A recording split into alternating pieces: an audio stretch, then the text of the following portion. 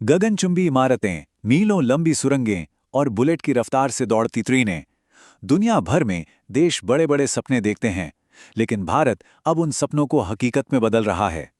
आज हम भारत के कुछ ऐसे कमाल के इंजीनियरिंग प्रोजेक्ट्स को देखेंगे जो सिर्फ रिकॉर्ड नहीं तोड़ रहे हैं, बल्कि दुनिया के लिए नए स्टैंडर्ड सेट कर रहे हैं। जरा सोचिए, ऐसी चीजों के बारे में जो शहरों की सबसे ऊंची इमारतों को भी छोटा महसूस करा दें। हम बात कर रहे हैं ऐसे पुलों की जो पेरिस के मशहूर एफिल टावर से भी ऊंचे हैं, और ऐसी सुरंगों की जो दुनिया की सबसे ऊंची पर्वत श्रृंखला हिमालय के बीच से होकर गुजरती हैं। तो सवाल ये है कि आखिर भारत ये सब कैसे कर रहा है? इस इंजीनियरिंग क्रांति के पीछे क्या है? चलिए पता लगाते हैं। देखिए, ये कोई एक दो प्रोजेक्ट्स की बात नहीं है। ये इस बात का सबूत है कि भारत एक नई इंजीनियरिंग सुपर पावर के तौर पर उभर रहा है। तो चलिए 5 ऐसे ही अजूबों के सफर पर चलते हैं जिन्होंने दुनिया को हैरान कर दिया है। हमारा सफर शुरू होता है पटरियों पर एक क्रांति के साथ, Delhi Meerut regional rapid transit system यानी RRTS। ये सिर्फ एक ट्रेन नहीं है, ये भारत का पहला semi high speed regional rail system है जो शहरों के बीच सफर करने का तरीका ही बदलने वाला है। इसकी स्पीड है 180 किलोमीटर प्रति घंटा। मतलब सोचिए, दिखती तो ये एक मॉडर्न मेट्रो जैसी है, पर इसकी रफ्तार लगभग बुलेट ट्रेन वाली है।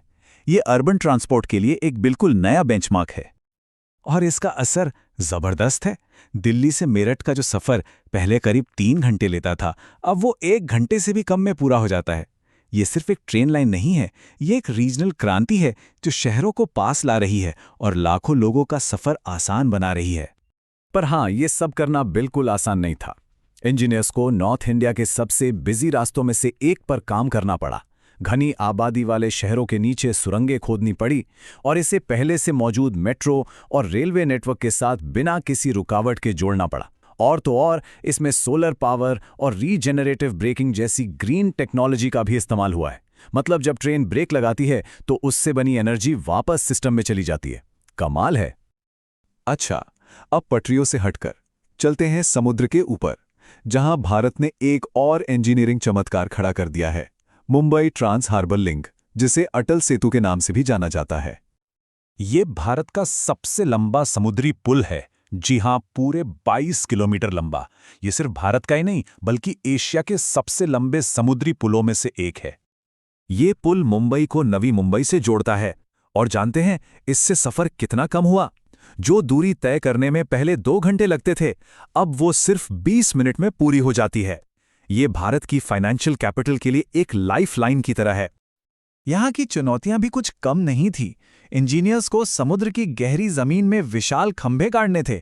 पुल को ऐसा डिजाइन करना था जो चक्रवात और भूकंप के झटके सह सके, और ये सब करते हुए दुनिया के सबसे बिजी शिपिंग रूट्स में से एक को भी चालू रखना था।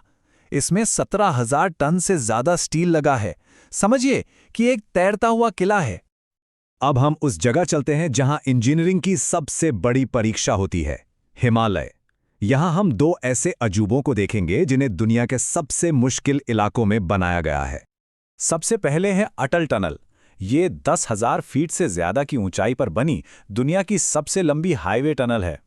पर यह सिर्फ एक रिकॉर्ड नहीं है, ये लद्दाख के लिए एक स्ट्रेटेजिक लाइफलाइन है जो इस जरूरी इलाके को साल के 12 महीने देश से जोड़े रखती है, चाहे बाहर बर्फ हो या तूफान।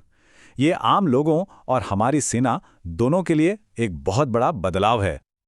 और फिर आता है ये चिनाब ब्रिज। ये दुनिया का सबसे ऊंचा रेलवे पुल है। इसकी ऊंचाई 359 मीटर्स है, यानी एफिल टावर से भी ज्यादा ऊंचा। ये पुल पहली बार कश्मीर घाटी को पूरे भारत के रेल नेटवर्क से जोड़ता है। तो देखा जाए तो ये दोनों हिमालयी प्रोजेक्ट्स एक ही कहानी के 2 हिस्से हैं। अटल टनल हर मौसम में सड़क से पहुंच देती है, तो चिनाब ब्रिज रेल कनेक्टिविटी लाता है। दोनों मिलकर इस बहुत ही अहम इलाके को मजबूती से भारत के साथ जोड़ते हैं। हमारा अगला अजूबा सिर्फ पत्थर और मेटल से नहीं बना है, ये प्रेरणा का प्रतीक है, स्टैचू ऑफ यूनिटी। इसने दुनिया की सबसे ऊंची मूर्ति होने का हर रिकॉर्ड तोड़ दिया। इसकी ऊंचाई है 182 मीटर। अंदाजा लगाने के लिए ये न्यूयॉर्क की स्टैचू ऑफ लिबर्टी से लगभग 2 गुनी ऊंची है।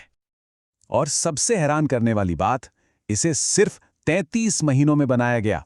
इस जबरदस्त काम में 3,000 से ज्यादा मजदूर, 300 engineer, 70,000 ton cement, 25,000 ton steel और 1,700 टन कांसा लगा। मतलब स्पीड और स्केल दोनों ही कमाल के थे। लेकिन ये सिर्फ एक वर्ल्ड रिकॉर्ड नहीं है।